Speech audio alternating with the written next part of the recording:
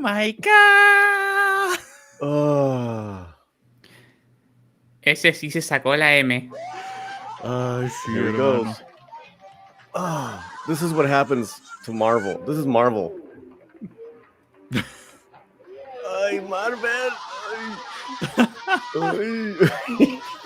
Ay, mis piedras del infinito.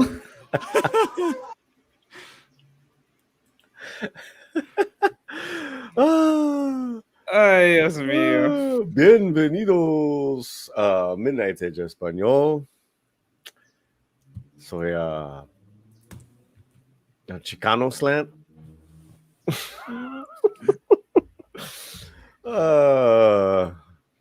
Aquí estamos con Geektripology y Diego. Hey. Hola a todos. Hola a todos. Tenemos un video más importante, más exclusivo de Midnight Edge Español. Este es el trailer de Spider-Man. Este es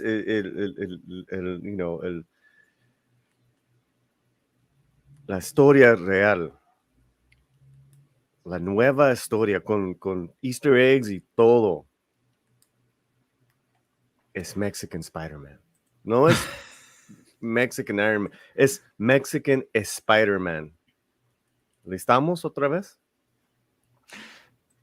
El sujeto tocando la música es Mexican Doctor Strange.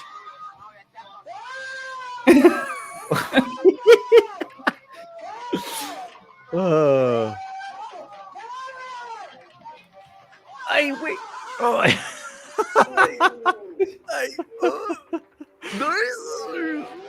Ay, no.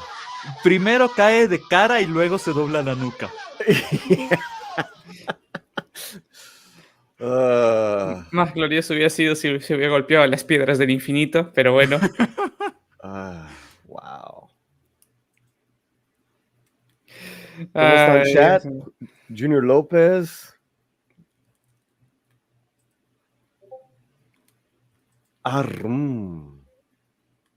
That 70s Rock fan, Brian, ¿cómo vamos? That 70s Rock fan, Stephanie. Hello. Darius Munchausen. Guten Tag. Guten Tag. Josué. Hey.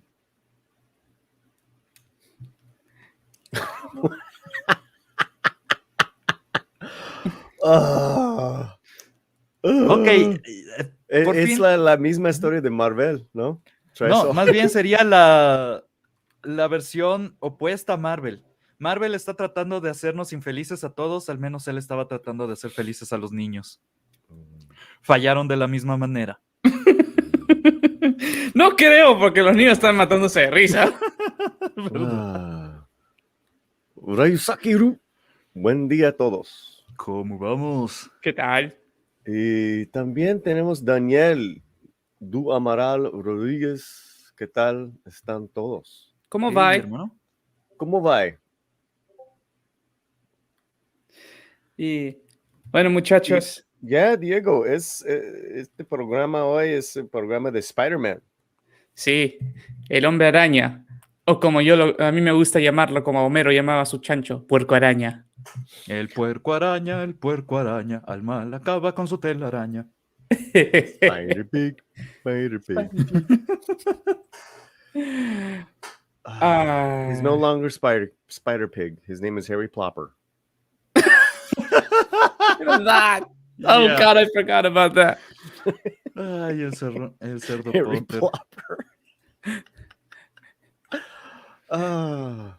Okay, where are we starting, Diego? Okay, bueno, primero comenzamos con mencionar que el día de ayer fue un día muy loco para todos los fans de Spider-Man, al tener no solo las filtraciones del tráiler, sino el mismo tráiler salió oficialmente, decimos a la fuerza, ¿no, Pablito? Básicamente. Y comenzó toda una explosión de gente hablando de Spider-Man, hablando de las películas, pero lo importante de estas películas es que parece que confirma muchas cosas que ya se habían rumoreado en nuestro lado del mundo. Considerando de que, al parecer, además de que vimos a Alfred Molina, conocido como el Doc Ock del universo de Tobey Maguire, habla directamente a Peter con una familiaridad, y el Peter que muestran es Tom Holland. Pero ese no es su Peter. Así que básicamente Clownfish TV tenía razón, Midnight Edge tenía razón, Nerdrotic tenía razón. ¿Cuántos tuvimos razón? Básicamente todos. Yes. Y lo importante aquí es de que, así, además de que todo el mundo tenía razón, esto es tal vez el mashup cinematográfico más grande que ha habido desde siempre, porque Endgame en sí, es básicamente un ensemble de todos los héroes de Marvel, pero... Espérate. Hay más importante en el chat. Muy importante. Harry Plopper sounds like a plumber's nightmare. What are you doing with his leavings? Their manure. Spider Pig. He's They no longer magically Spider disappear. Pig. He's Harry Plopper. No. Devon Martin, why do you think the Simpsons grass is always so green? Oh, Junior. Junior. La respuesta, Junior, is yes. Yes. Yep. As far as we can tell, we are getting the man. Because we're not only getting Doc Ock. One of the bombs that we saw in the movie, in the trailer, is none other than the Green Goblin from the Tobey Maguire movies. Yep, the Pumpkin Bomb with exactly the design that they use in Spider-Man 1.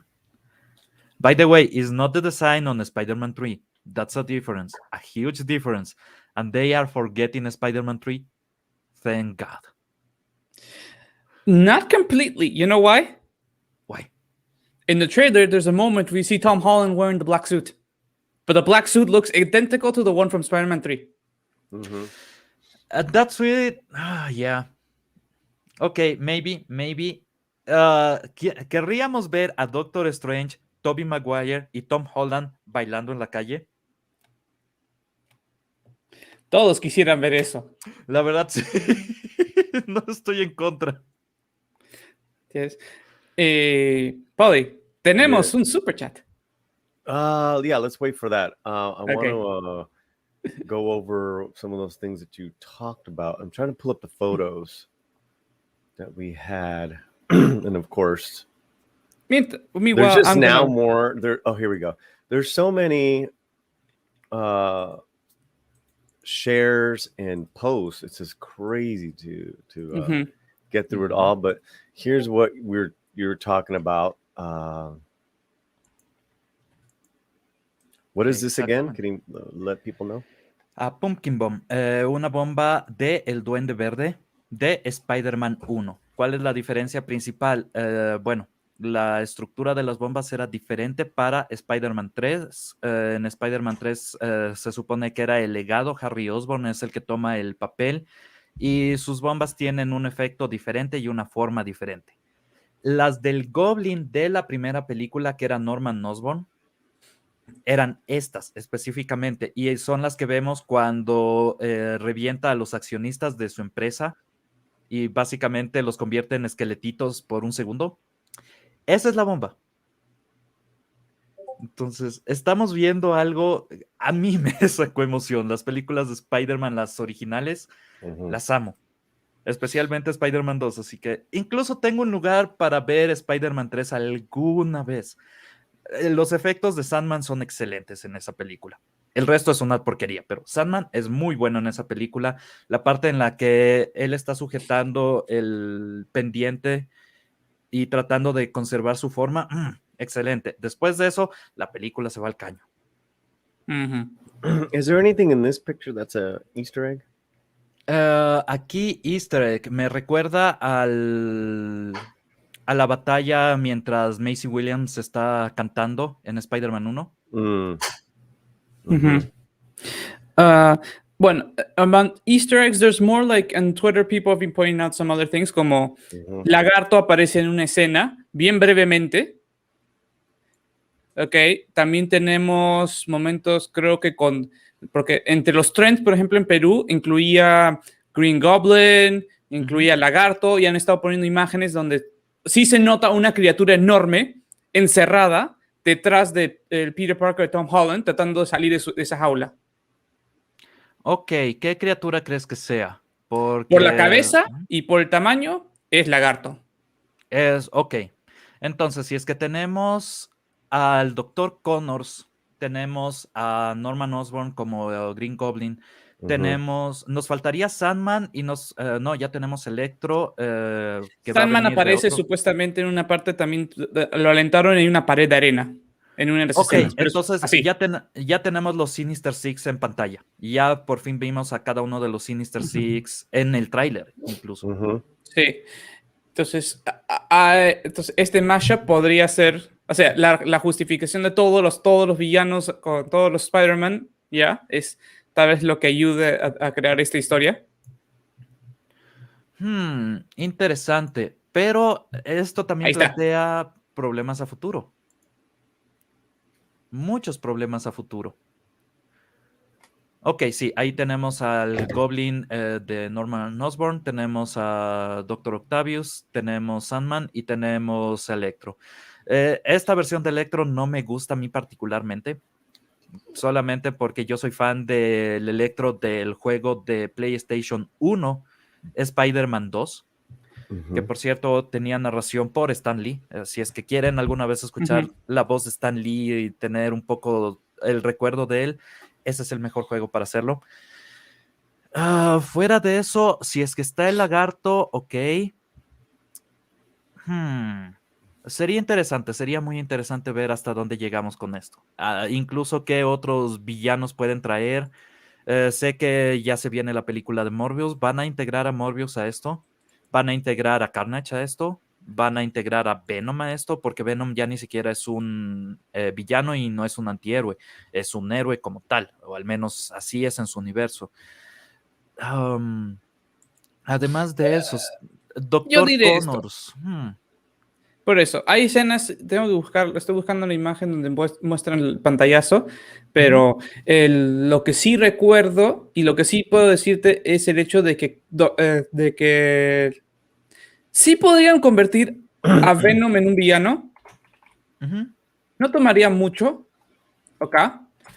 Porque lo único que tienen que hacer es de que en un momento Eddie pierda tal vez conexión con Venom y Venom mate a un inocente y lo coma.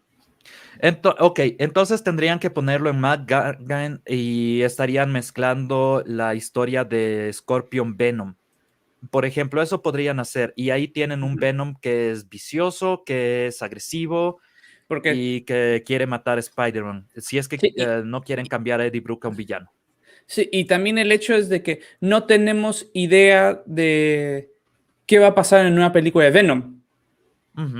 Porque podría ser que sí, pelea contra Carnage, derrota a Carnage, pero en el proceso termina separándose el simbiote. Ok, voy a ir un poco hacia la historia de los cómics. La razón por la que Carnage no debe dejar su anfitrión es porque Cletus Cassidy está muriendo. Cletus Cassidy tiene cáncer y la única razón por la que de hecho durante cómic Carnage, que es un cómic que yo de hecho tengo, Silver Surfer se une con Carnage y Cletus Cassidy queda en la Tierra muriendo.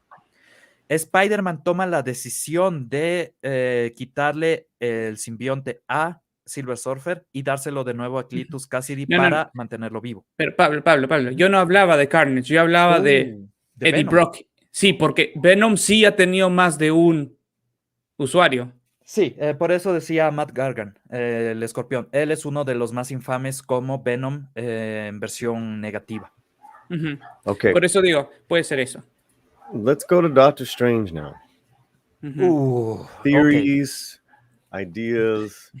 And for our first super chat, the great Mexican Iron Man.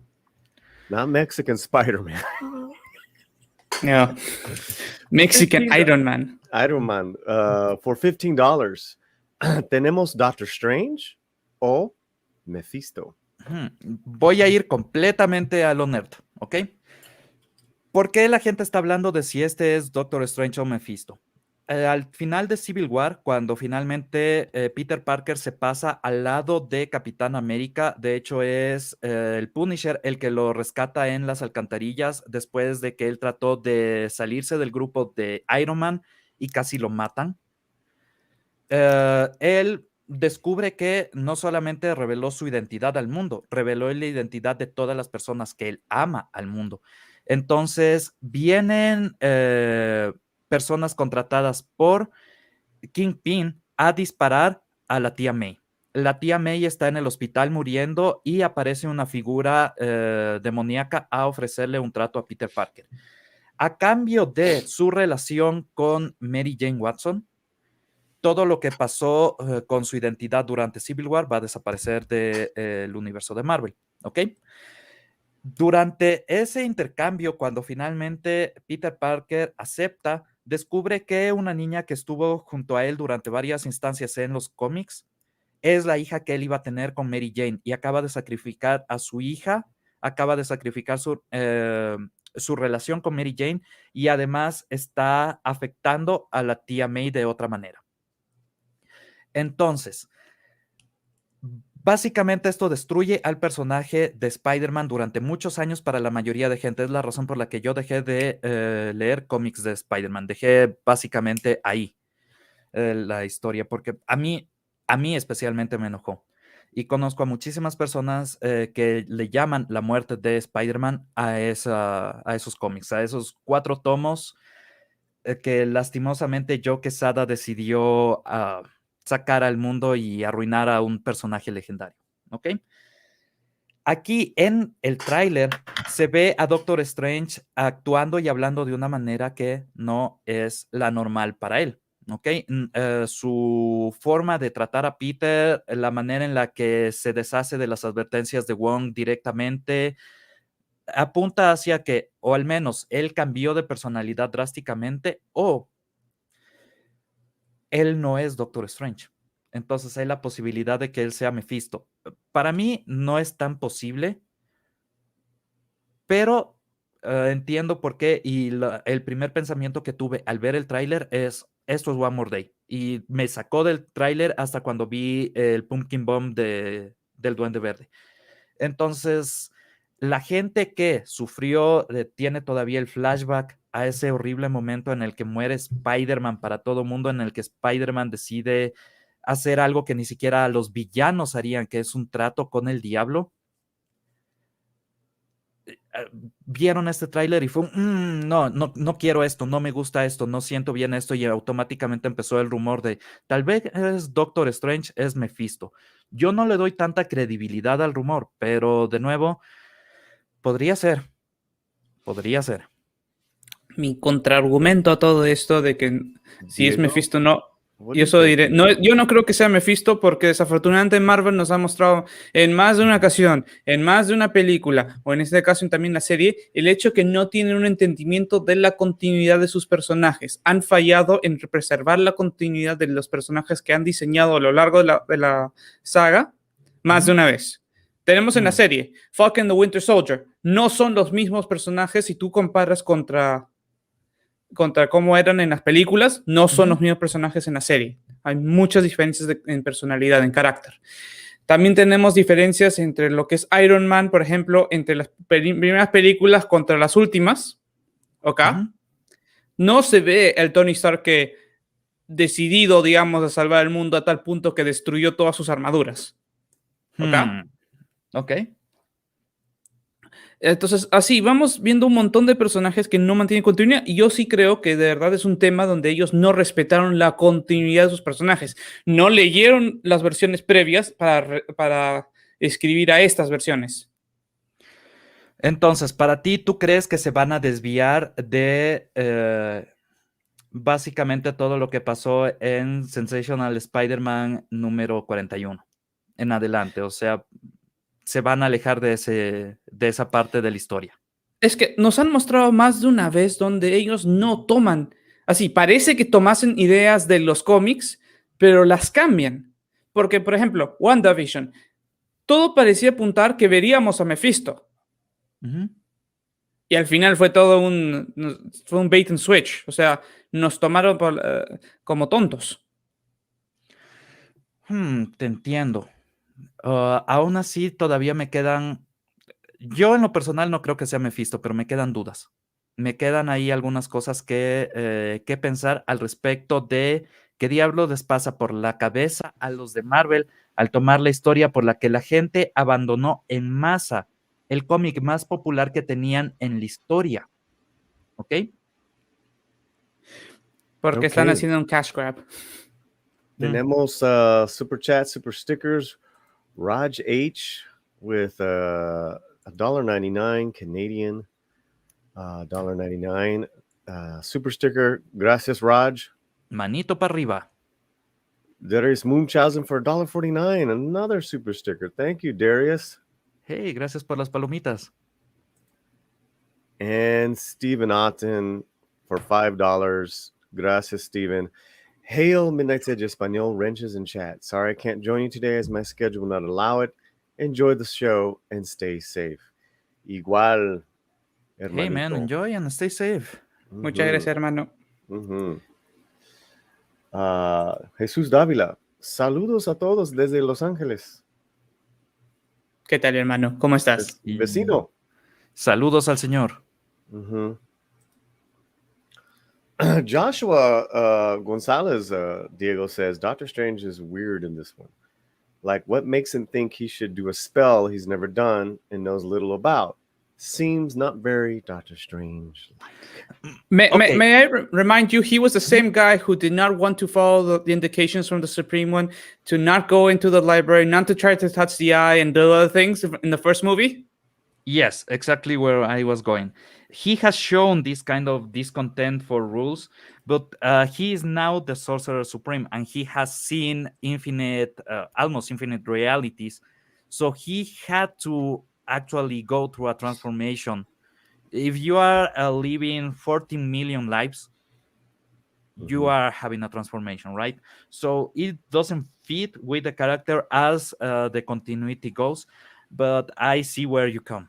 I see where you are coming from. I see what they could argue about, that he was always loose cannon. He was always willing to bend the rules, to break the rules. Yet, is that going? It's weird. It's weird. I don't think it's Mephisto, but they are giving me one more day flashback, and I don't like it. Diego Canadian Superman says, Minutes de Español we love Spider-Man. Spider-Man es el mejor. Lo siento para mi español. No te preocupes, hermano. Yeah. Actually, that shows the fact, what he just said, it shows the fact of something else that I noticed yesterday that I commented to you guys. Y un poco, primero en español. Cuando estuve buscando un poco los trends para ver qué estaba pasando, lo que descubrí es que 5 de los top 10 países que buscaban Spider-Man en Google Trends eran de Latinoamérica. Pero muchachos, acaba de cambiar ese número. Ok. Primero, Cydia se subió al número 3, pero lo curioso es que hay ahora, ya no, en los top 10 no son solo 5, son 6 países ahora están en top 10 en Latinoamérica. Ok, esto es algo que yo había incluso... Did you have a graph to show us, Diego? A graph? No, I can show you right now. Let me share the screen so you can... Yeah, that'd be great. Whatever you can. No, this is the updated one. I just went to check. The updated, yes. So, what is this? Ok. Esto es actualmente Google Trends, los que están buscando más la palabra Spider-Man. Ok. Entonces, aquí podemos ver un par de cosas. Lo primero es, y extrañamente, Irán está número 1 en todas sus búsquedas, que me parece raro, pero bueno. Pero entre esos top 10, acá tenemos número 2, está México. Número 4, Venezuela. Y pasamos a la siguiente página. Número 6, Ecuador. Número 7, Brasil. Número 8, Guatemala. Y número 10, Bolivia. Ok, aquí es donde básicamente yo explico qué es lo que está pasando.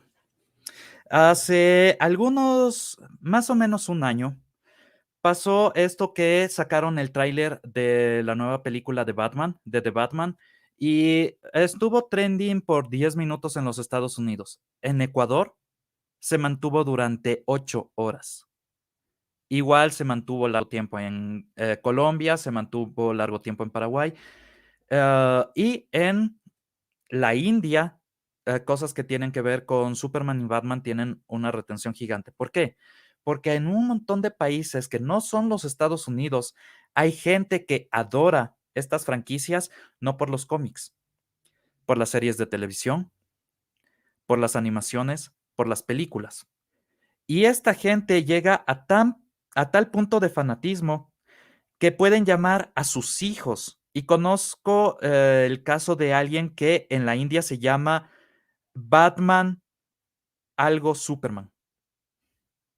Así, es un nombre. Su nombre contiene Batman y Superman dentro del mismo nombre, por alguna razón.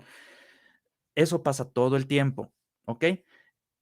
Estas personas, además de tener ese instinto de querer hasta que sus hijos se llamen como los personajes o que sus hijos se llamen como el cómic, como puede pasar en Ecuador, también es como el fútbol. Tienen la camiseta, tienen los pósters, tienen las figuras, tienen los jarros, tienen todo, ¿ok?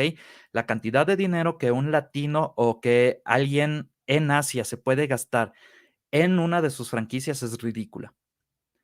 Eso también dice que cuando tú sacas un tráiler, cuando tú sacas una producción, las personas van a estar pendientes de eso todo el tiempo. Y esto es un efecto que he visto desde Superman, Batman, Spider-Man, hasta personajes mucho más oscuros, ¿ok? Personajes oscuros como el fantasma. Eso es un pulp comic que en los Estados Unidos ya se dejó de tomar en cuenta por completo. Aquí Mandrake y el fantasma todavía son nombrados todo el tiempo. Son cómics que están descontinuados por años, por décadas. Entonces, sí, hay un fanatismo dentro de Latinoamérica que va a causar este efecto. Nosotros tenemos mucho más alcance de búsqueda y de interés que los Estados Unidos al momento, pero nuestra capacidad económica, nuestra capacidad adquisitiva es inferior. Entonces, nosotros no reflejamos eso directamente en la cantidad de ingresos que tiene Disney, lo ponemos, digámoslo así, en nuestra camiseta, pero no lo ponemos en nuestra billetera. Y esa es la tragedia de que no tengamos el dinero para gastarnos en figuras, porque si no, créanme que los juguetes se venderían más en Latinoamérica. Les apuesto que los juguetes se venderían mucho más en Latinoamérica. Sí.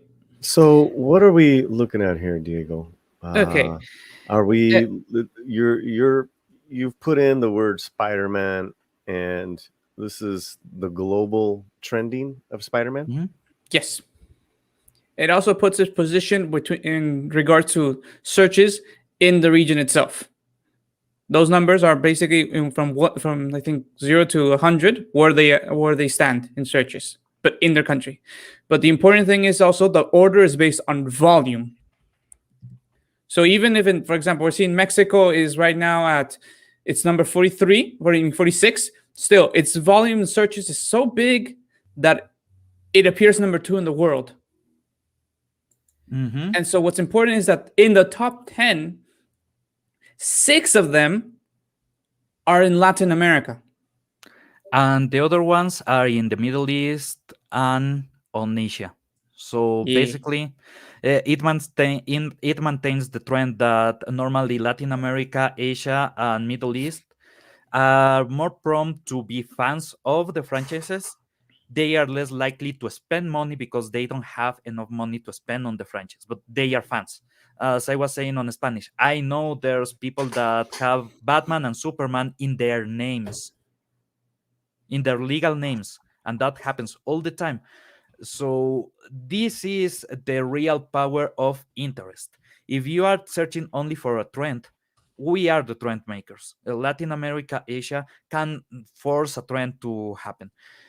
The issue is, as the companies know, we don't have the money to spend to give them enough for them to actually try to pander to us, try to get to us, right? And that's the main issue there.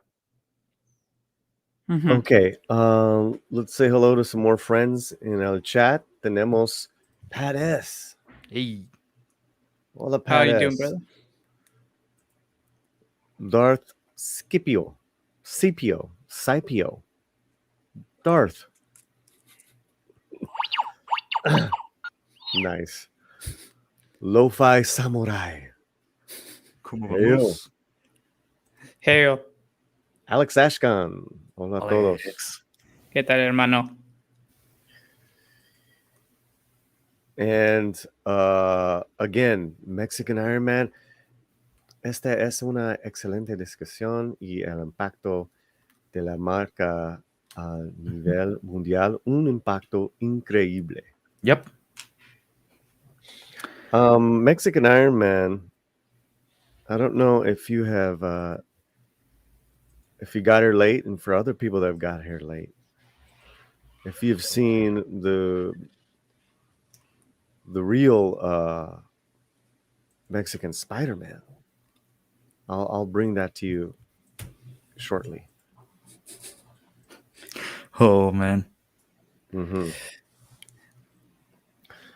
Here's a question, Diego. Go for it. It says, from Canadian Spider-Man. So, Diego, it is in Spanish. Does that mean that if Spider-Man or Canadian Spider-Man goes to Latin America, he might have people buy him beer? Sí. Yes. Yes, it does. Especially if you go dressed up in the costume. And no joke. Okay, no joke. I have been wearing a cosplay, a full-on Jedi cosplay, and I had got people give me drinks and give me food. And in the Darth Vader costume, I got a ton of photos. I got a ton of smiles and a ton of food. So that really happens, man. No joke. Yeah. That just shows the fact how much, as Pablo said, how much care there is for the name Spider-Man here. And so it's like, you see people, and actually pop culture in general, you see people dressing up with the iconic figures, and people in Latin America will be very open, will be actually doing fun things, you know. What's the real importance of these movies, of these franchises? Is escapism. Is we going away from the pains of our lives and trying to smile for a moment, right? That is what this is worth for. Well, let's smile for a moment now. Oh, yeah. And unveil, for anyone that came late, the real Spider-Man, star, hero, and the real Spider-Man, the new Spider-Man trailer. Mexican Spider-Man, not Canadian, not Iron Man, Mexican Spider-Man.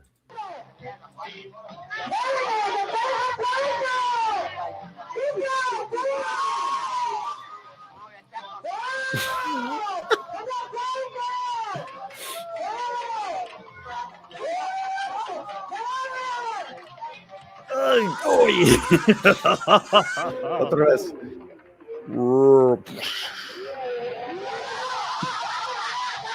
And they laugh. Ay, hermano.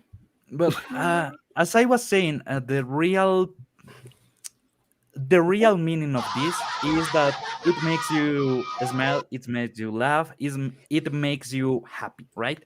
When you are in a situation on Latin America or in Asia where you don't have much money, where life is difficult, these movies, this series keep you afloat, keep you energetic to try to fight again, to do something, to get somewhere in life, right? And that's why people form these connections with the characters and with the franchises.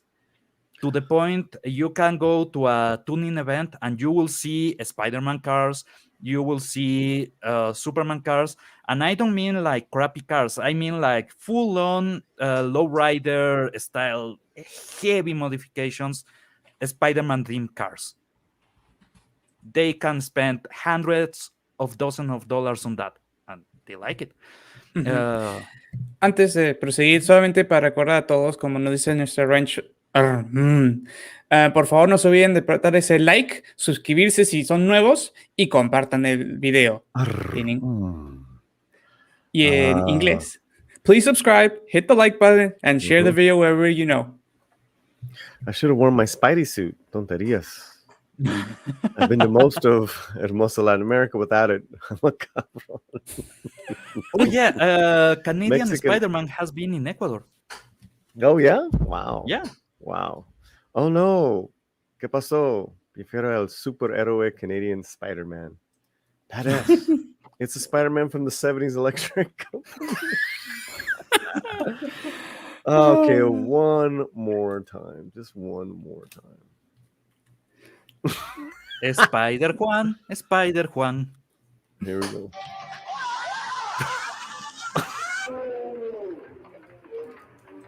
Oh.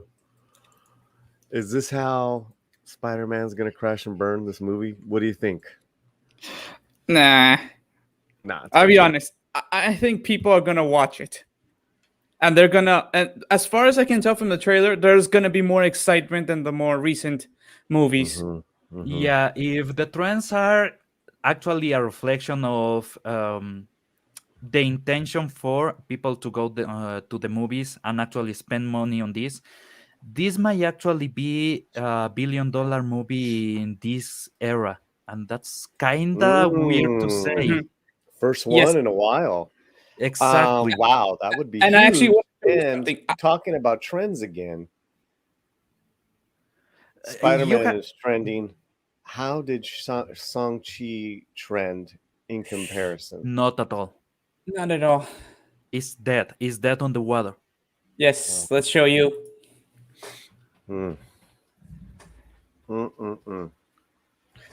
Spider Pig.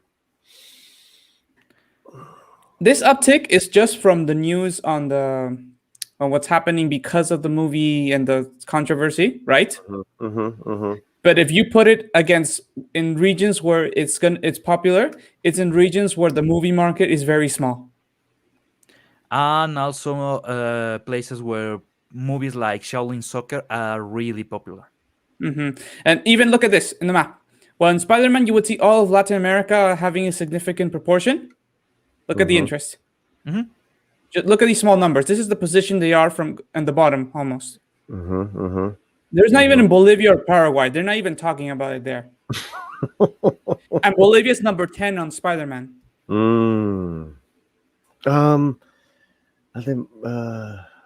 Además tenemos Carolina Ramos Fabian. I believe people are excited for the movie because most people want to see Toby.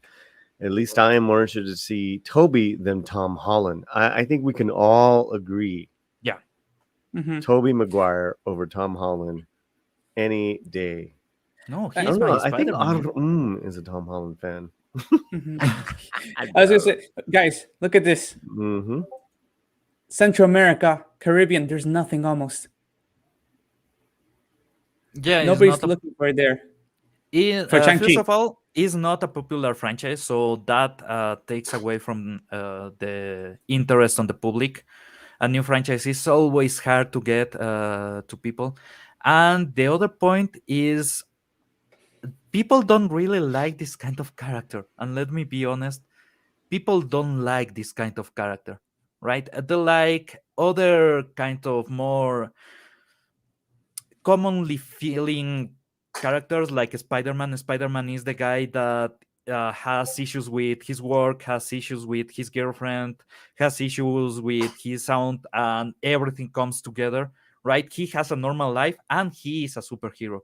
Shang-Chi doesn't feel like someone that you will relate to on that way. So most of the people on Central and Latin America won't have that connection from the beginning. I think I can describe it much better. If you see, at least from the trailers, the kind of lifestyle the character Shang-Chi has, okay? Yeah. He is technically sort of privileged against other people, right? Yep. So he's the archetype of the one who rebels against what the family wants, the family business per se, okay? But the problem is he acts, the way he responds, the way he's shown is like that of a brat.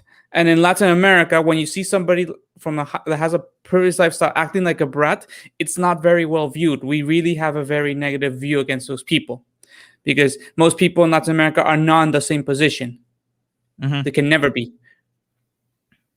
The only reason why they relate to Iron Man is because Iron Man is also an alcoholic, has a lot of demons, and that part gets a lot of young man and a middle-aged man into the character.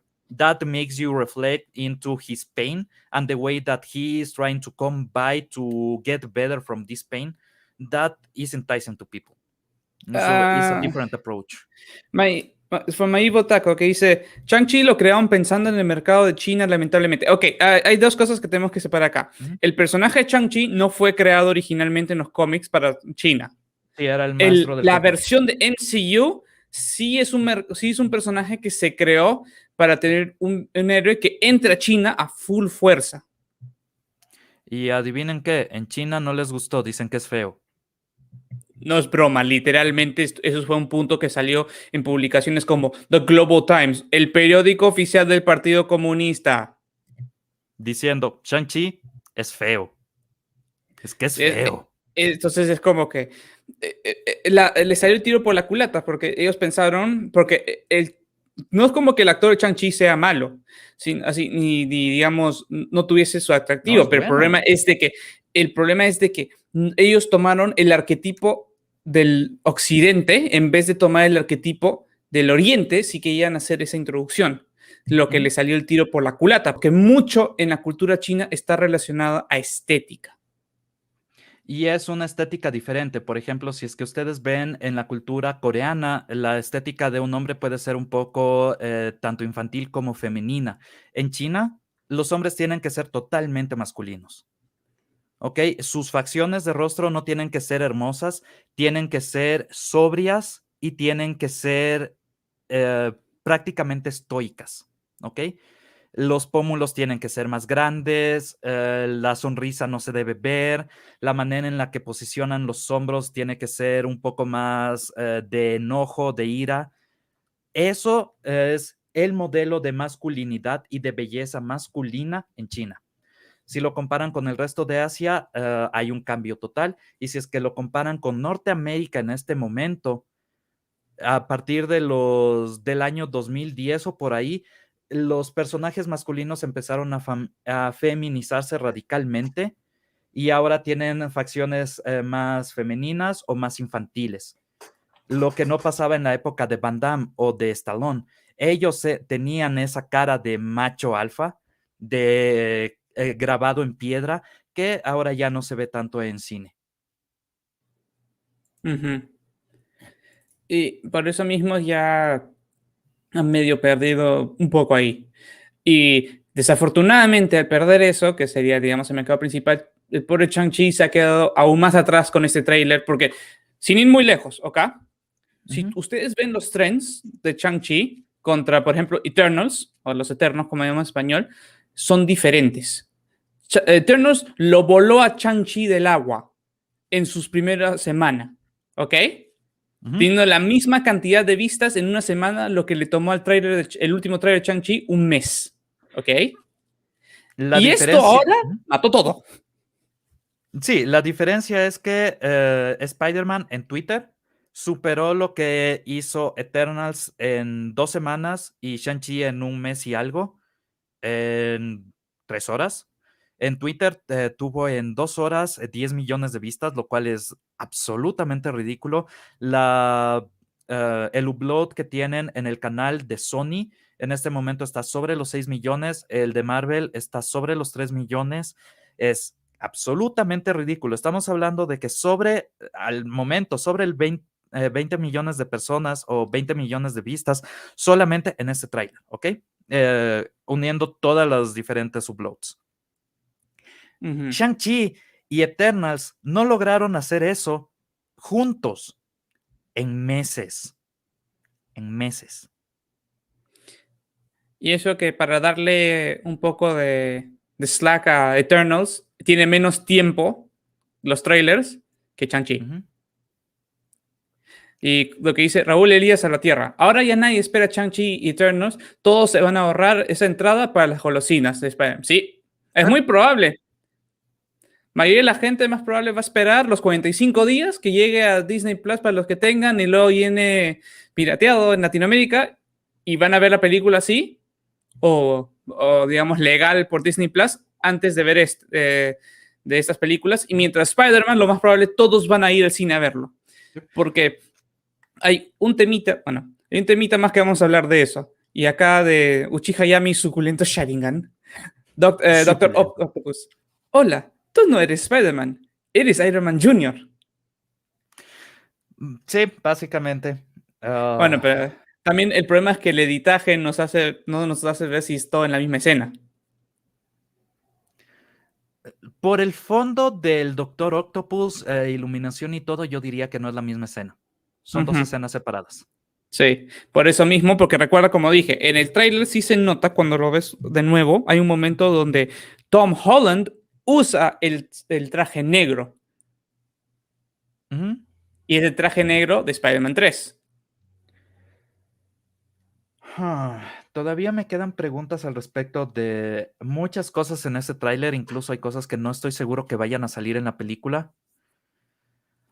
No sé, más o menos, para referencia, hay escenas de Hulk que se mostraron dentro de los trailers para Infinity War que nunca salieron en la película. Entonces siempre hay un pequeño, la pequeña posibilidad de un misdirect, de que estén tratando de enfocarnos en otras cosas, de hacernos ver otras cosas para que nos olvidemos de lo que realmente va a salir en la película. Eso ha pasado antes, ¿ok?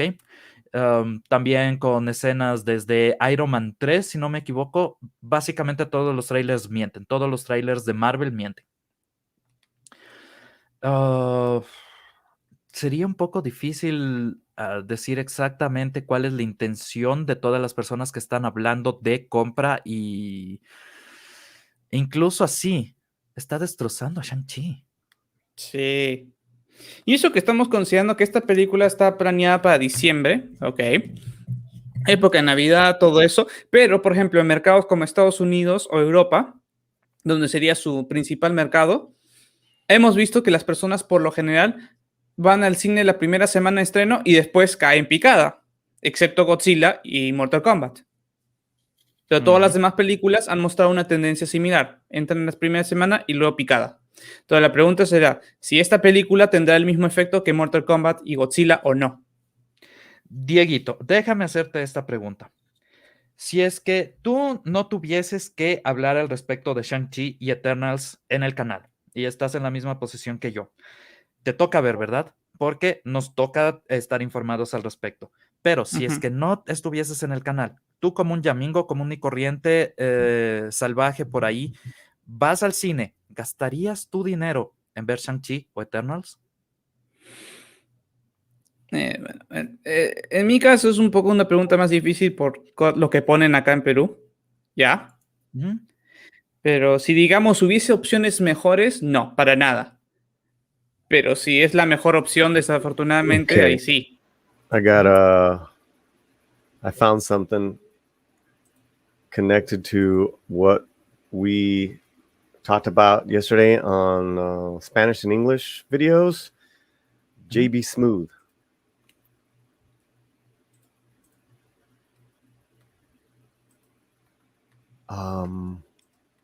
¿Audio? Spider-Man, were you excited to see Tom Holland share the screen with Tobey Maguire, Andrew Garfield? Woo! Maguire, there you go. Thank you so much, JB. Fox, man, Jamie Foxx coming back, baby. Come on, what's up, Jamie? That's my dude right there. That's my dude right there, man. I'm excited. I'm very excited about it. And last question I have for you: which Spider-Man were you excited to see Tom Holland share the screen with? Tobey Maguire, Andrew Garfield. Woo! Tom Maguire, of course, man. Okay, so JB is in the movie already, right, guys? Yeah. There you go. Yeah. Take it away.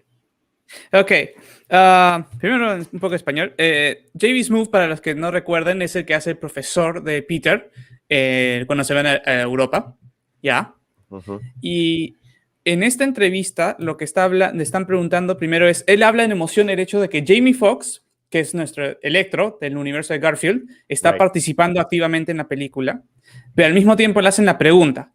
¿Con cuál Spider-Man te gusta que esté participando con Tom Holland? ¿Tobey Maguire o Andrew Garfield? Y dice Tobey al toque, hacer. No lo duda, solo lo dice. Watch our videos. We have them in English and Spanish on our channels. We're the first to cover this yesterday. Go on. Y un poco para terminar esta idea, el hecho es de que la forma que lo responde ya está dando a entender que sí, está participando, al menos Tobey Maguire confirmado, pero la pregunta en sí es una trampa, porque él no da una respuesta, bueno, si es que participaran, sino lo dice al toque, es Tobey Maguire, su favorito. Let's watch it again. Because, all right, let's watch it again. Man, Jamie Foxx coming back, baby. Come on, what's up, Jamie? That's my dude right there. Man. I'm excited. I'm very excited about it. And last question I have for you: which Spider-Man were you excited to see Tom Holland share the screen with? Tobey Maguire, Andrew Garfield. Woo, Tom Maguire, of course, man. All right, there you go. Thank you so much, JB. Of course, man, Jamie Foxx. So he said, which Spider-Man were you excited to see Tom Holland go? Were you excited? Because he knew the interviewer knew JB was openly talking about the new Spider-Man with his comments with Jamie Foxx. So he snuck this question here. It's like, I'm gonna get this gold. Which Spider-Man were you most excited to see Tom Holland play against? James Garfield or Tobey Maguire? Yeah. And he goes and says Tobey. Yep, exactly. Right away. Directly. And this is something that most people don't really talk about. The reason why the Tobey Maguire movies were so dear to so many people. Which year did they come out? 2002, right? What happened in the United States previously on that decade? 9/11. Yep. You know what is the movie that most people say it gave them hope back after 9/11?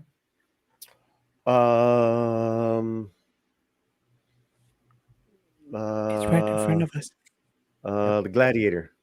No. Spider-Man. Pet Detective. Ace Ventura.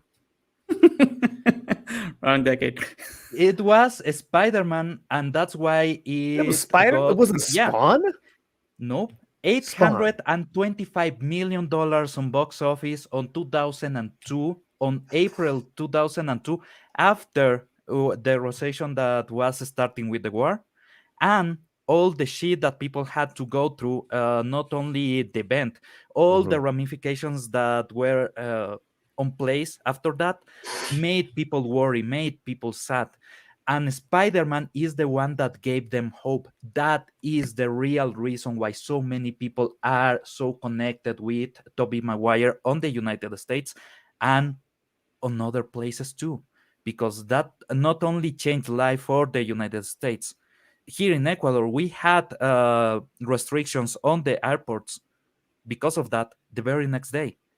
And we haven't lived to the date.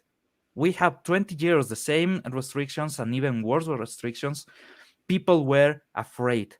And then it came a superhero to give them back hope. That is the real meaning of the Tobey Maguire Spider-Man movies. Even though they had to remove the Twin Towers from the movie and from the posters. Right? So that's something that actually they had to delay the movie to remove that. This is a real connection.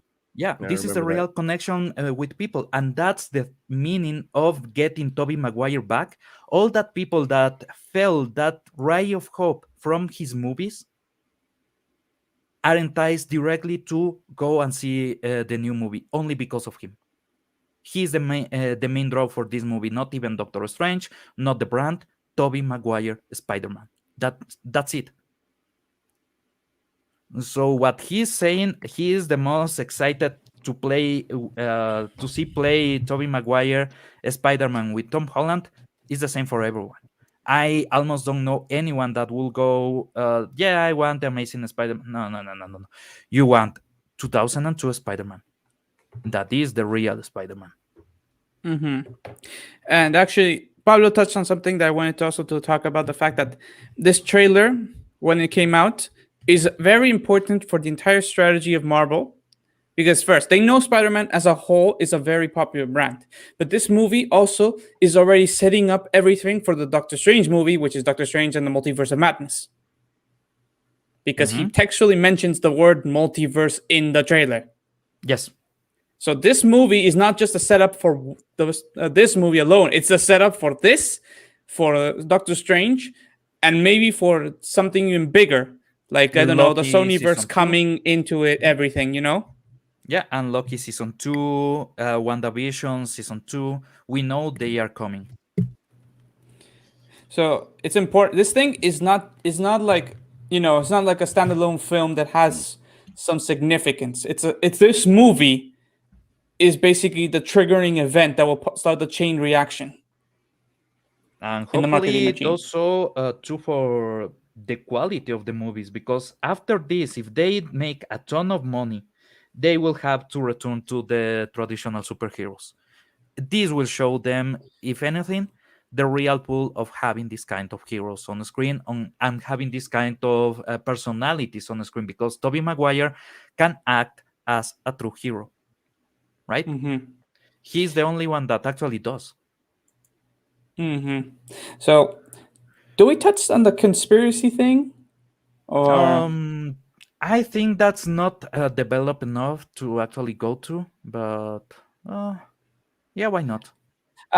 Because now I was gonna say, watch the video, because there's something intriguing about this trailer on the date. Oh, you mean about the date? Yeah. Yeah, well, let's talk about it. Because there's something very important we have to mention to everybody to have context, okay? Is the fact that this trailer was planned for when exactly, Pablo? Originally? 23 of August? No, before that. Oh. The con. The con was supposed to be last week, then it was supposed to be next week, and is this week for some reason. So the date was changed, but the important significance of the date is this image here. Thank you, Polly. Is the fact that in the original WandaVision season, there was a moment where Vision's boss was going to come for dinner, and a specific date was highlighted there with a little heart. Look at the month, August. Look at the day, 23. Yesterday, what it was? The 23rd of August. Meaning that most likely, as far as we can tell, because of, you know, how Kevin Feige, even though he was not instrumental in creating the universe, he was instrumental for what is the marketing campaign for this. He most likely took the choice of making it the 23rd of August to try to have some significance with this as an Easter egg.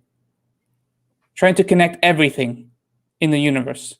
Meaning the TV shows from the Disney Plus with the movies, because he's in charge of both of them. It's not like before where Ike Perlmutter was in charge of the TV and he was in charge of movies. So connecting them was difficult. Now he's in charge of both and he's connecting them.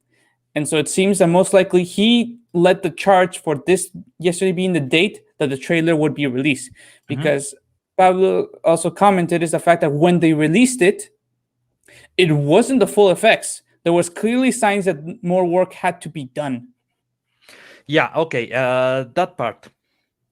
I work a bit into graphic design and everything, and I have worked on random farms before.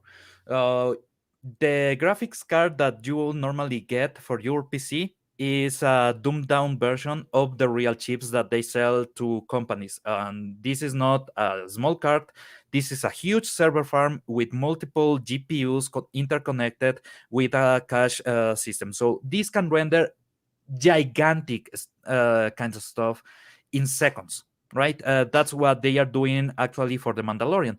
They are using Unreal Engine 4 with a set of cameras to render real time what is going on the world. And they have this small studio with a green screen where people act. If you see on the display for the director, he is not seeing the green screen. He is seeing the world and the actors on that world. That is the real power of these chips, right? Even with these kind of chips, if you want to render a lot of heavy effects in a small time, you will have issues. You will have artifacting, you will have deformation, shadow quality will be different as it should be. Light will see like a solid object. All that you can see on the trailer. That means this was rendered on the quick side. It was an emergency render almost. This kind of render you will do for Comic-Con is normal to do it for Comic-Con. A lot of shows and movies show incomplete versions of the working material. But when you release to public, it's completely different. You don't go with an unfinished version of the trailer. You go all the way because you want to entice people. The only movie where I will say they dropped the ball is in Black Panther. That looks like PS2 level of graphics. But on the other movies, you will see on the trailer that they have finished a lot. It's not in this case. It's an incomplete trailer. It's a Comic-Con trailer. Why did they decide to release this that will take at least a week of render to be incomplete? Because they want the hype. Yep. Y Raúl Elías Salvatierra dice, en Venezuela debes pensártelo bien, debes elegir comer o cine. Sí, exactamente, es lo mismo que pasa en algunos otros países ahorita con todas las crisis que estamos teniendo. Yo, por ejemplo, pago la mitad en los cines. Tengo la ventaja de pagar la mitad en los cines, así que normalmente en vez de pagar los $7 de entrada, pago $3.50. Pero en transporte se me están yendo otros $3, así que estoy pagando más o menos $6.50 por cada película, ¿ok? Con $6.50 aumento $1.50 más y compro una pizza para comer yo, mi mamá, mi sobrino y posiblemente alguien más.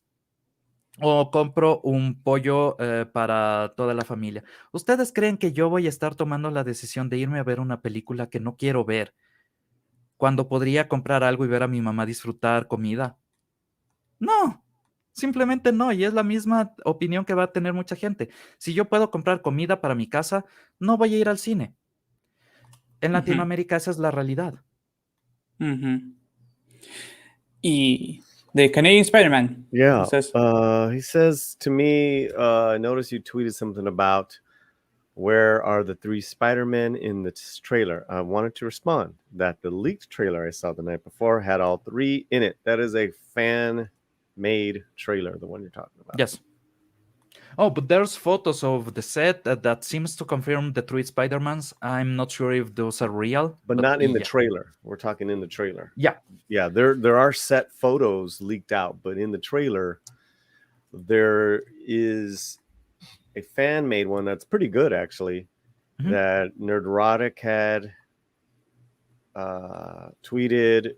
Then myself and Tom commented that this was a fake. It wasn't the real a real trailer, and it was all within that same time range, because at that point the new trailer was leaked by a recording of a recording, and it wasn't officially released yet. Just so much confusion.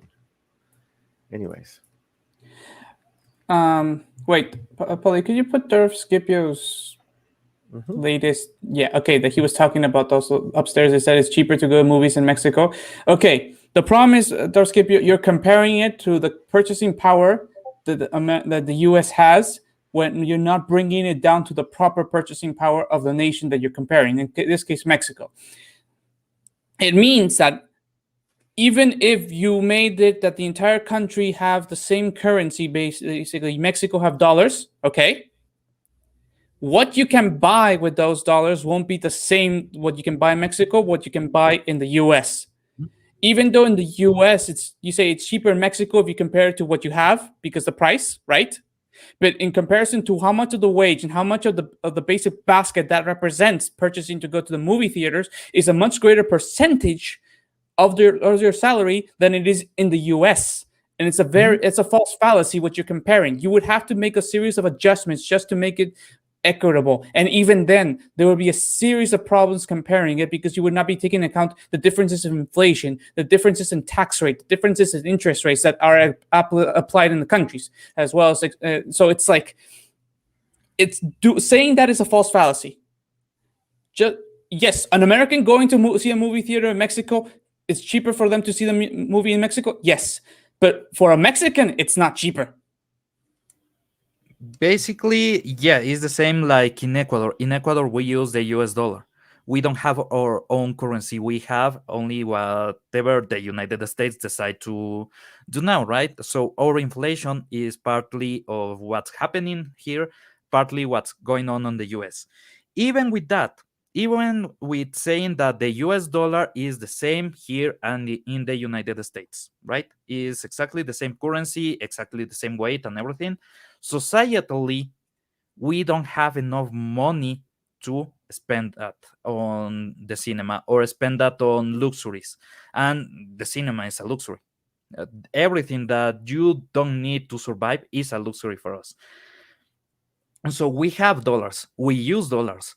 Our dollars are worth less for us than you will even think, because we cannot use them to buy the same things as in the United States, and we don't get enough dollars to buy the same things as in the United States. The same currency, there's a difference in how we can use it and the intention that we have to use it. Yeah, so... Yes, and just to give you an example, the minimum wage here in Peru is right now with the exchange rate, just to give it, is about a little over $200. Okay. Mhm.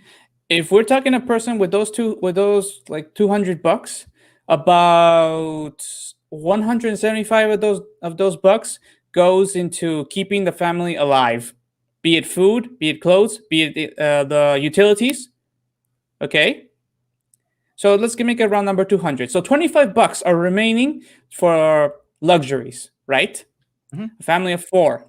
Of those $25, just the movie tickets alone is about $10. And those $15 you have remaining are not enough to get everybody popcorn and soda. Basically, yes. I mean, just really fast. I told you guys how much I spent on that IMAX. Uh-huh. Yeah, Jungle Cruise IMAX, 2 tickets, 1 shared drink of popcorn, and I think we had some other hot dogs. I mean, it was close to $90. That's a banquet here. Yeah, dude.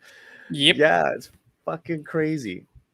And look, and I'm gonna do it again for what's the IMAX for Shang-Chi? Because Robert Meyer Burnett recommended seeing it on the IMAX, that movie on IMAX. So I cannot spare IMAX for that movie.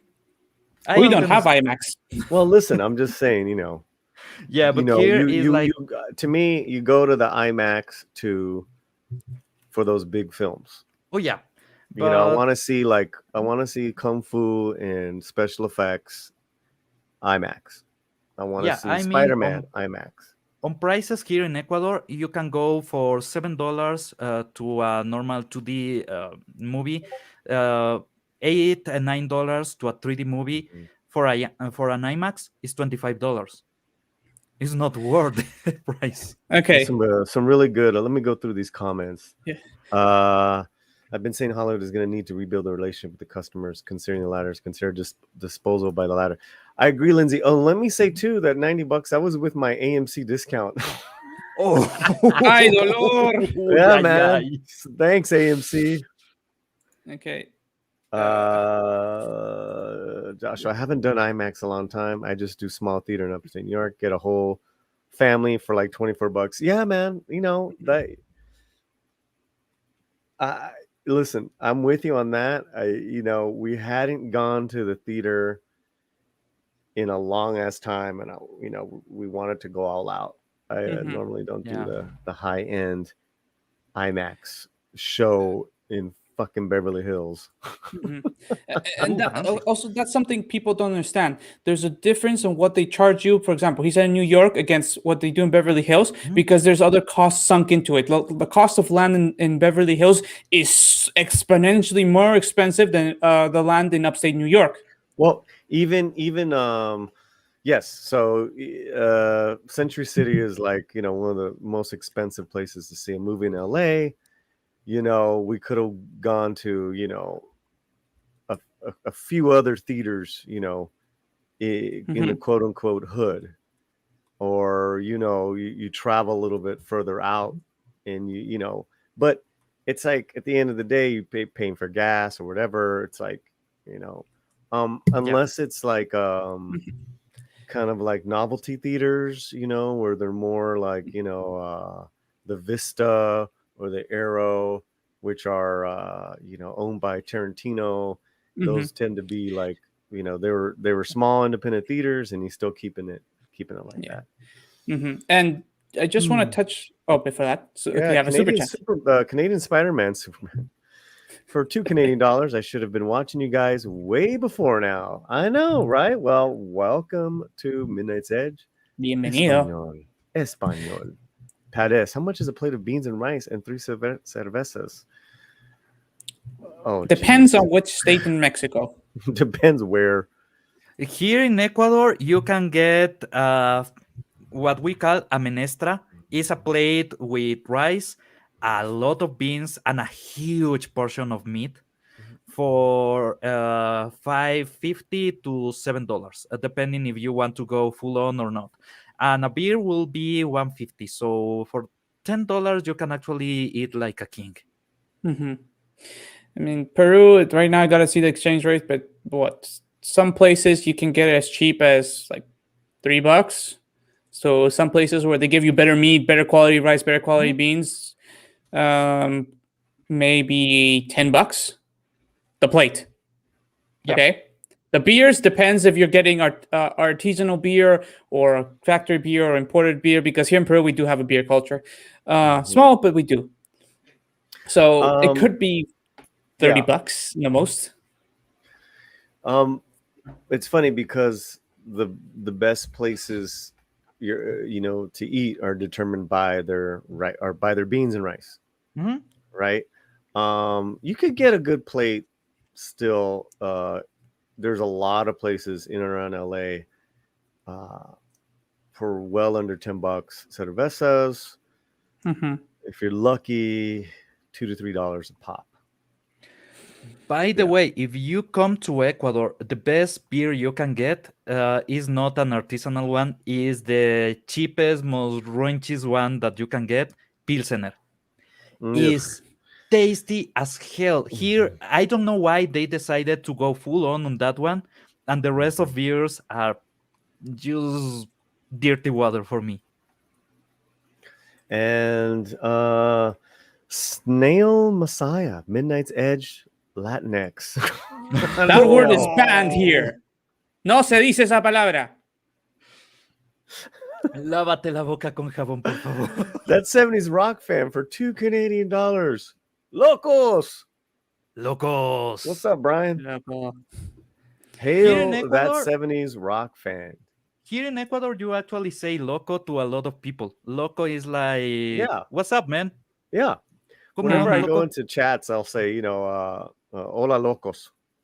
Or hail locos. It's like, it's the same thing as, like what you said, or, cuates. Yes. Or for getting Chicano, vatos. O parce.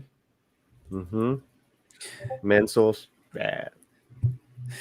There's one word I would say that we would say here in Peru, but the bot could ban us. Yeah. Even I'll put it in the Colombia, private chat. Don't really say it. In Colombia, the O termination of Mari is just to refer to your friends. Como vamos, Mari? Marijuana. Is normal. No, but ending in O. Marijuana. I know what you're gonna say. Yeah, we know that. Let's not go. Let's not go there. And Mick G, who's really Rick Sanchez, PhD. Boo! This movie looks like garbage. And Fire Mexican Iron Man. Whoa! What's up with No. What's We up don't with fire what- Mexican Iron Man. Yeah. Mexican Iron Man is on fire. It's different. Yeah, and Mexican Iron Man, let's be honest, Rick Sanchez, he'll fire you. He can get the flamethrower. Junior Lopez, La Placita Olvera in LA is a nice spot. You know, it's just such a tourist attraction now. It's basically the Mexican village of Disneyland.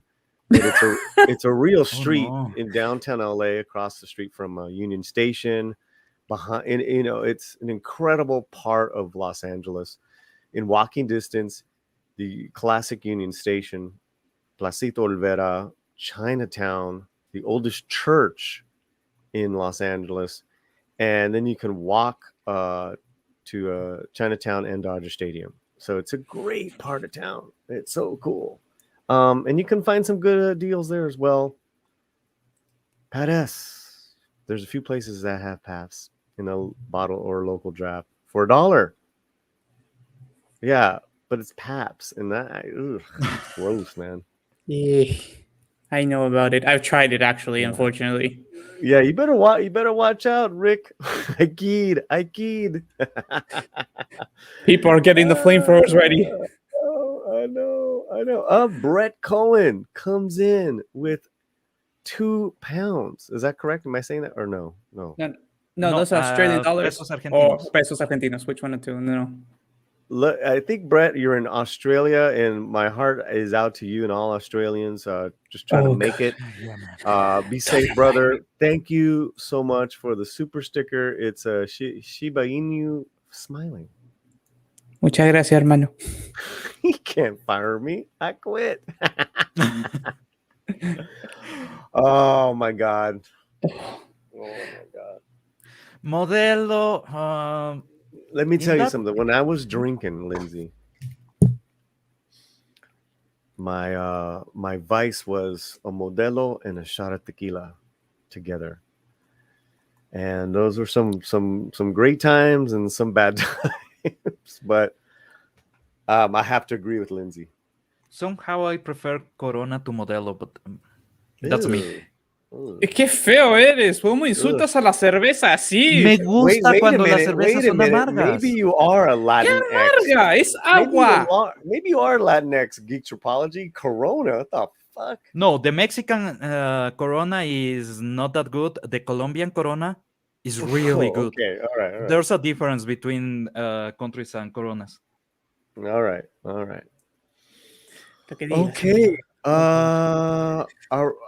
I think that's about it, no? For the moment, yes, because we still are waiting for more developments. Mm-hmm. Because right now, Spider-Man is a hot topic, but they're not releasing more so far. Yep. Other than that, I just wanted to... Dieguito, ¿tú eres fan de Cowboy Bebop? No vamos a hablar de eso. Ok.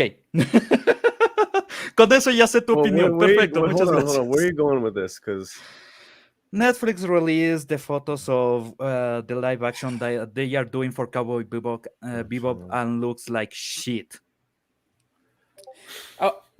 Paulie, have you ever seen at least the images of Cowboy Bebop? Yeah. I just didn't know this was on the docket to talk about.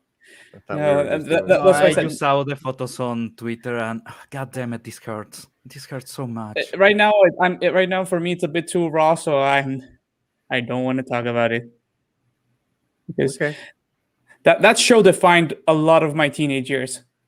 Mías también, hermano. Le están cagando. ¿Por qué la cagan con anime? Déjenos en paz. Just we could do a quick review of Vesemir. Todavía no la termino. No terminas, ok, no. Y está buena. Es buena película. The Witcher movie, remember? The animated one? Yeah, the Necromamacita. Let's save it for Thursday. Let's save it first. Okay. I got a question. I think I got a question that's perfect for what we were talking before, for the chat as well. Mm-hmm. Let's just get in with these beer comments. Oh, he's in Really? a Fear State. Good. Oh, nice. Good. Corona beer was originally from Puerto Rico. Omar, I've Santiago. never heard of that before. Me either. I always thought it was Mexican. I always thought it was from. Look that up, Diego. I always thought it was from Baja California, Mexico, where they have Pacifico, Tecate, Modelo. I mean, all those beers are from that part of Mexico. I'm not saying you're wrong. I just have never heard of that before. What I Yes, know we agree. is- We agree. Okay, what were you going to say, Diego? Okay, no, I was going to ask the chat right now, based just on the trailer alone and the theory crafting and the emotions and what could be the movies, okay? Will you actually watch Spider-Man when it comes out?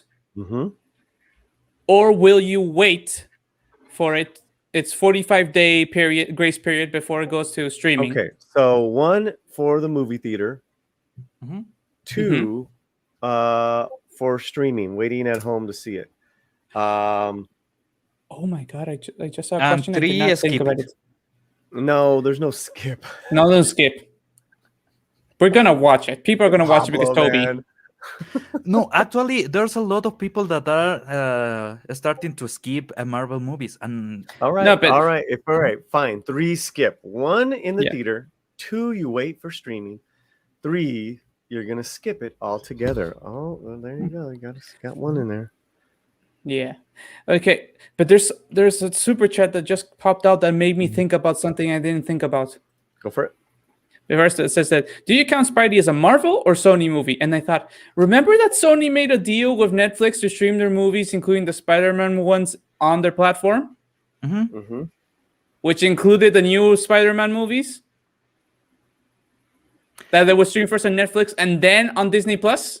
yeah, is this one going to Netflix? That means that after 45 days, it would go on Netflix. Wow.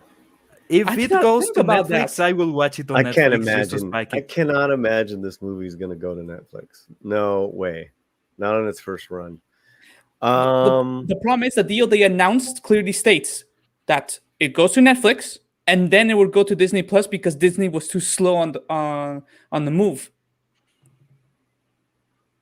If we that got happens, 5 1s, 1 2, and 2 3s so far. 3 3s. Interesting. Former Rick Sanchez gives us a funny point. He says he's the last. It says 3 for get it on Pirate Bay and have it playing on the background while clipping my toenails. yeah, I know what you mean. Oh, Rick Sanchez is like spicy today. Yeah. Spicy today. Darth Scipio. The panelists misunderstood my statement regarding going to the movies in Mexico. I was referring to people who can afford it. No problem. Yeah. No worries. But the problem is, again, that's an iffy subject because most of Latin America are in the minimum wage section. That's why for us, it's like, you got to touch it with finesse. Por eso somos fans de la televisión. La televisión es gratis. Habla por ti.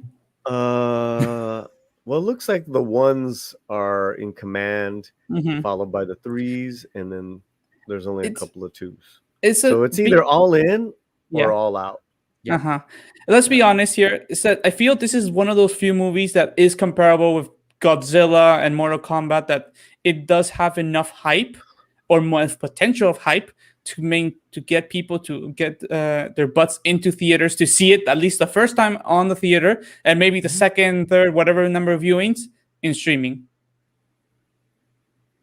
Because that's what Godzilla and Mortal Kombat were. People thought, nah, it's going to die quickly, pandemic. And then it broke what everybody was expecting and showed people when there's a movie that excites in them and there's good word of mouth and how fun it is, people are going to go. It's not only funness, it's also if there's something that really connects with you. That's something that I saw on Godzilla vs. Kong. People were tired of a lot of messaging. They just wanted to see something dumb. on screen, on a huge screen. That's why people wanted to go to see Godzilla vs. Kong so much on cinemas, because it was just dumb. Not only fun, dumb. You can disconnect, you can stay in that place for a couple of hours being happy, and afterwards you keep your life going. So you will go back again and again. And I know people that went 4 or 5 times to see Godzilla. Mm-hmm. Yeah, that's the thing. So at least from the trailers, especially if what they're saying, what we believe is true, Tobey Maguire is coming, Andrew Garfield is coming, the kind of mashup we're going to see. Okay? There's enough fun and excitement in this movie, I believe, in principle, to get people to continue going over and over again. Yeah. And then we won't see the steep decline of second week of showings. We're going to see a more steady decline. As I said, I expect this to get near the $1 billion mark. Mm-hmm. Well, look. And Mexican Airman has the final word here. Mm-hmm. Number one. We'll go to the movies. Like on this one, I definitely. Yeah. There can be only one. This is one of those few that, and it's perfect because movie theaters are back here in Peru now, finally. So nice. So if I can actually see see other things when they start coming out, especially like Dune in October, which I hope happens. Because that one you have to see in a theater. I still say, because especially since the scene of the worm, the sandworm, that you can only see it on a theater the first time. Both starring Zendaya. Yeah. I have my money saved for Dune. If the movie is good, I will go to watch it for $350. If the movie is good, I will spend the $25 to watch the movie on IMAX. You guys have IMAX? I don't even have that here. The only reason why we have IMAX is because Cinemark started a huge movement here in Ecuador. They wanted to go to Peru also. And Miramax decided to go all in and interrupt their business. They had an alliance with Multicines to make these huge IMAX cinemas that they end up selling to random people because they could not manage them. So it's weird. IMAX here is completely weird. It's a political issue, it's an economical issue. I don't know how the hell we got so many IMAX theaters. Mm-hmm. Here the max you get is one of those, like, you know, those movie theaters that have like extreme sound and a better projector, you know, so it's a better quality movie experience, but it's not like an IMAX. Oh, I get you. Yeah, I was just say, probably talking about movie theaters, I gotta ask because I've never seen this in the US. Okay, but like in movie theaters in the US, do you have like, you know, the standard theater and then you have a more upscale theater, like where in the same theater, I mean, like you can in have the same complex. You'll have like 3 different levels of prices too. You know, IMAX, then there's like, you know, like the badass sound, and then there's like standard. You know, and so they're all differently priced at that Century City AMC. The real so I could have picked a cheaper Jungle Cruise. It's just, you know, we wanted to go all in, and I bet it was worth it. Yeah, you know, the prices cinema here. Sorry. The prices cinema here has these huge leather seats, and people actually tend to you. You have people going around asking if you want a soda or if you want more popcorn or something. And also you will have someone taking care of your parking and everything. It's pricey, but not that pricey. It's like $2 more than the IMAX normal ticket. So kind of worth it. Just to be compared by a lot of people. Yeah. Again, here is just, you have only 2. You have what we call the common theater, which is where everybody watches. Okay. Then you do have the special, depending on the cinema and the location, they might have the special ones with a better projector, better sound quality. Some have those seats that move depending on the movie, right? Oh, yep. And then you have like the ones that we call prime, because that's like how they call the category in one of the movie theaters here, one of the chains, and everybody now calls them that, where it's you have these comfy seats. They're basically set up on rows of 2. Okay, So it's 2 seats, then there's 2 seats, and there's 2 seats like that. And people come and go, like from the movie theater, come and go, bringing sodas, bringing wine, bringing beer, bringing food that you order. You have like a menu. So you can, in theory, have an entire full course meal while watching a movie. And a gourmet meal at that.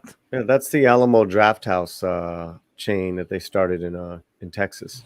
And it's gotten, a bigger chain, and some of them did go under. I think they had to claim bankruptcy just to stay alive, but they had that real kind of throwback, retro feel and a real unique menu, and they would also cater the menu to the movies, and they would do old movie retros as well. So pretty cool, Yeah, I think they did file, and they closed some down, but they're still alive. So, but Alamo Draft House, really cool.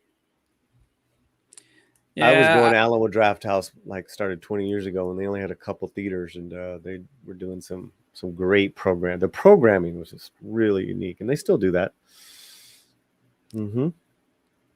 So I really hope that model actually does, when the US and the world gets out of this whole thing, it does pick up, because I feel it's a really good model, because it changes the experience to something a bit more comfortable.